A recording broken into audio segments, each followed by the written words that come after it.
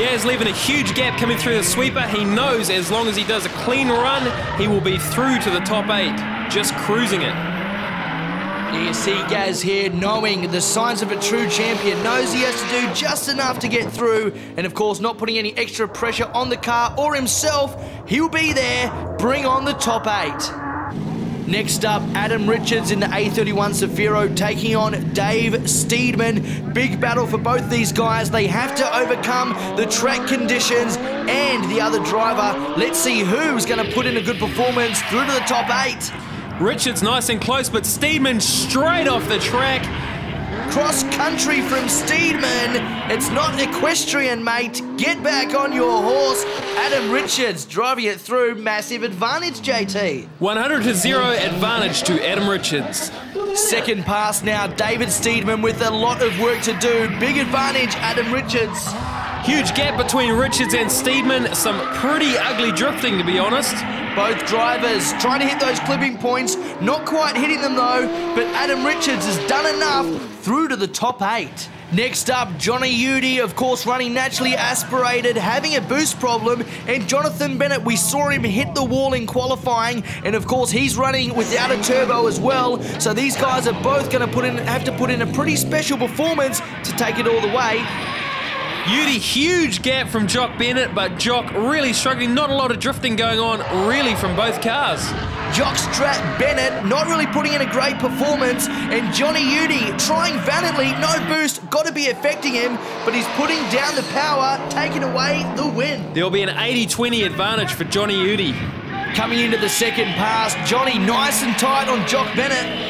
Huge under and oversteer from both cars through the sweeper. You can see they're still struggling with those wet patches on the track. Johnny Udy dumping the tyres in the mud, but he's still up close. And Jonathan Bennett taking an ugly line, both drivers. It looks like Johnny's lost power there. Udy's still struggling with that boost problem, but he'll be going through to the top 8. Now, JT, this is what I've been waiting for. Mad Mike, there he is, fingers raised, in the triple rotor turbo RX-8, taking on Lee McLean. Mike's struggling with his angle, always pulling on the handbrake, and it's going to be a huge disadvantage with Lee McLean. Throws him out nice and wide. Mike with huge under and oversteer once again, coming through to turn 2. It doesn't look like he's got that RX-8 dialed in just right. Coming into the last corner, putting the power down. And it's going to be a 50-50 run leading into the second pass. Now here we go, Mad Mike in the chase, putting the pressure on Lee McLean. It looks like Lee McLean's going to spin. Debris all over the track, plenty of smoke, and we can safely say, JT, Mad Mike in that top 8. Yes, Mad Mike will take the win there. Next up, though, Andrew Redwood in the Nankang Performance Tyres S14, taking on Mark Burling. Now, I love Mark's little VR4, drives it well. Here we go, Andrew Redwood to lead. Redwood throwing it in again. You see them trying to avoid that big wet patch on the infield. The VR4 nice and close, but both cars slowing right down. Redwood keeping line. Burling straight through the water there, struggling to keep up with Andrew. Andrew cruising through.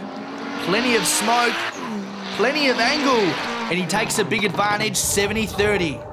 The drivers are battling horrendous conditions on the track today. And it's all about adapting. The smart driver will be able to go all the way. Last battle of the top 16, it's intense. Defending series champion Carl Reutemann taking on second place from last year, Steven Soul Train Soul. Both these drivers want to go out there and put in a big performance. Reutemann taking the lead on the first run. A bit of in-car footage to show Steven Soul's concentration. Coming through to turn 2, Reutemann nice and close on that inside clipping point, takes a hit from Soul behind, causes him to spin. Who will get the advantage on this first run? Both drivers spinning, but of course Steven Soul causing the initial impact, and Reutemann takes a 100-0 advantage into the second pass. Still a huge gap leading through the sweeper from Reutemann and Soul. Both cars sliding really wide. Soul takes a spin. Steven Soul not doing himself any favours. We saw Reutemann drifting wide, and then Steven Soul cutting in close, taking the spin. 200-0. Steve won't be happy. Still to come, the top 8. Get yourself a can. It's the NOS Energy Drink New Zealand Drift Series in association with NAC Insurance. Welcome back. It's round 2 of the NOS Energy New Zealand Drift Series in association with NAC Insurance. Into the top 8, all the big name drivers are right here. It's going to be all about consistency and driving to those track conditions. Now going into the top 8, we've seen all the carnage in the top 16. From here on out, it's going to be down to the driver with the most common sense and technique. At the moment, you've got a lot of grip coming right into the sweeper, and then as soon as you hit the sweeper, it's wet as, so you lose all your traction and you go right. You go really wide if you get out of your line, so it is quite tricky, but hopefully we'll get a dry line and bring the speed up a bit. First battle of the top 8, Cole Armstrong taking on Fanger Dan in the Duretsa S15. Daniel taking the lead on this first run. Cole still not quite enough angle, goes really wide on the sweeper. Coming into the second turn, Daniel is drifting. This is what the day's all about, guys. Yeah, you see Cole early on not getting the line right into the sweeper, and it's just stuffed him up for the whole rest of the run. It's really important for these drivers to get that line nailed early. That will be a 75-25 advantage to Fanger Dan for that first run. Leading into the second, Daniel chasing nice and close to Cole, coming through the sweeper. Fanger putting all the pressure on Cole here, but at least we're seeing some battles. This is drifting. This is what it's all about. Into the final corner. Cole Armstrong, a heap of handbrake coming into the last corner, takes a spin just before the finishing cones. That will give a huge advantage to Daniel. And that's exactly what someone wouldn't want to do in that situation. Cole with the spin, 175-25, Fanger to the top 4. Swapping from each car, the RX-7 to this car, so that by halfway through the day I'm pretty back in the groove of this thing. It's so different to drive, but it's easier to drive, but not as much fun.